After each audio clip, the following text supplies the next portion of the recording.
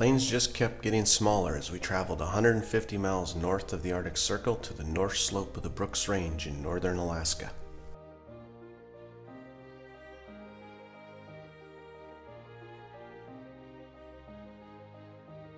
Flying over the range was really exciting, and eventually the mountains rounded to a benchy caribou paradise. After preparing for hunting the following day, we went out exploring for fish in the nearby river.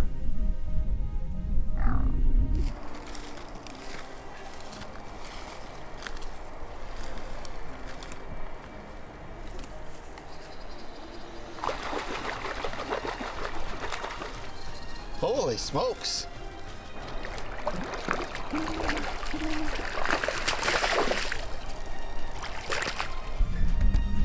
Nice fish, Levi.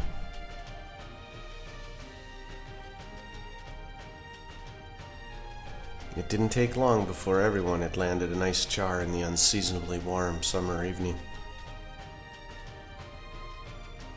Nice fish, bud. The next morning we gathered ourselves to venture off looking for barren-ground caribou and grizzly. Glassing consistently throughout the long daylight hours was going to be challenging. Caribou numbers had been inconsistent over the past several years, and we were anticipating an ever-increasing bear population. Our guides had been in camp for a week and were yet to see a caribou.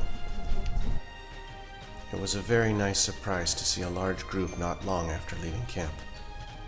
We just spotted about 150 head of caribou cutting up off the bottom towards the mountain canyon, and we're trying to get around. They're going the opposite direction. We'll see if we can catch up with them.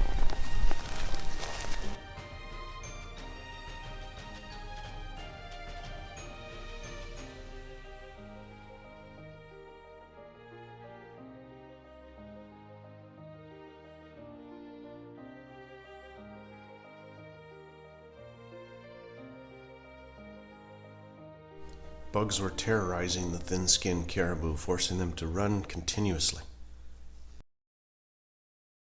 The caribou demonstrated incredible stamina as they zigzagged down the huge valley. As the day went on, the caribou were gone.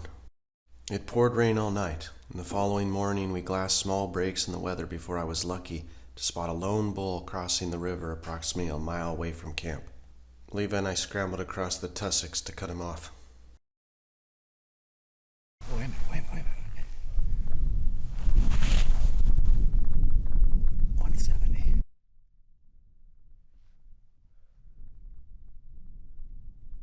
Video? Yep, video's good.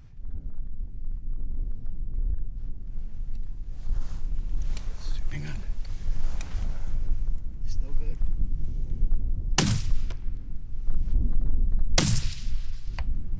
There you got him.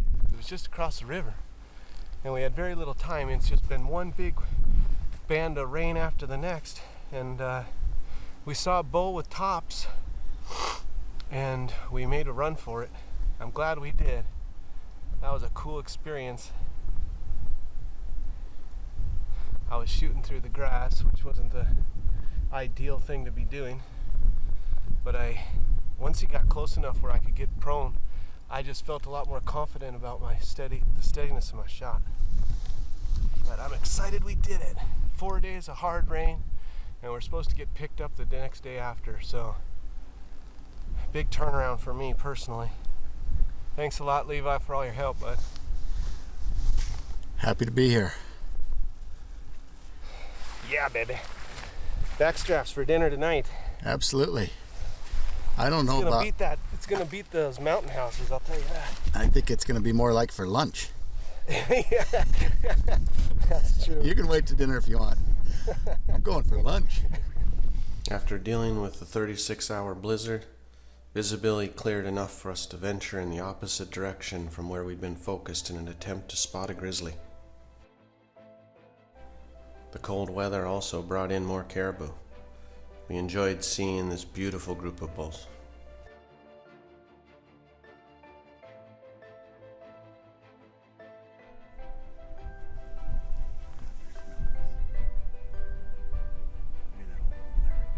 The front's on him.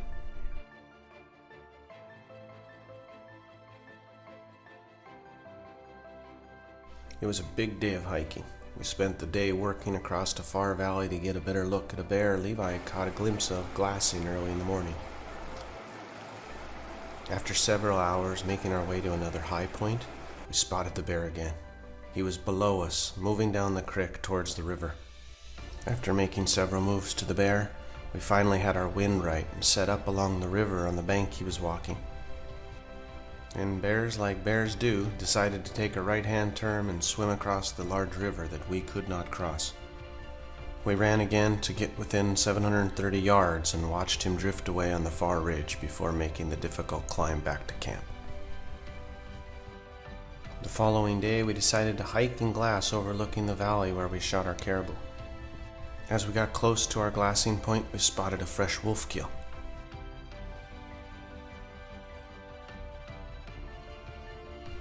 It was incredible watching the wolf pick apart what appeared to be a great bull.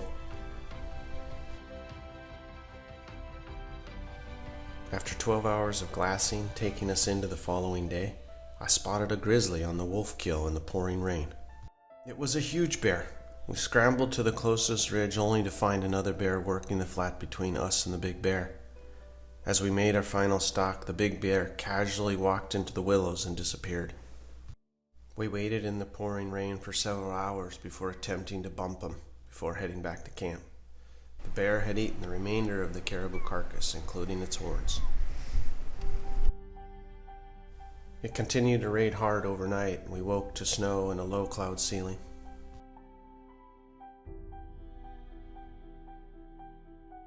On our final days in camp, we continued hiking out to high vantages where we could see multiple valleys and glass.